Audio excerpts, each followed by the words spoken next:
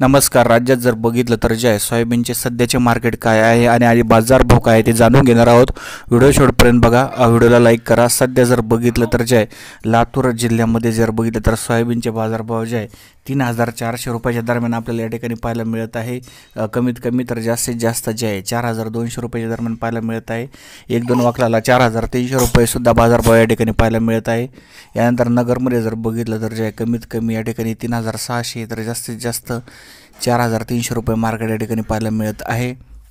उदगीरमध्ये सुद्धा सरासरी बघितलं तर 4,000 ते 4,300 रुपये मार्केट या ठिकाणी पाहायला मिळत आहे. जालनामध्ये सुद्धा 4,000 ते 4,300 मार्केट पाहायला मिळत आहे. परभणीमध्ये सुद्धा 4,000 ते 4,300 दरम्यान मार्केट या ठिकाणी पाहायला मिळत आहे.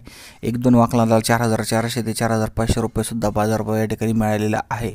म्हणजे एकंदरीत स्थिती बघितली तर जे आहे सोयाबीनचे बाजारभाव सध्या आपल्याला 1,400 ते 4,500 रुपये बाजारभाव या ठिकाणी पाहायला मिळत आहे.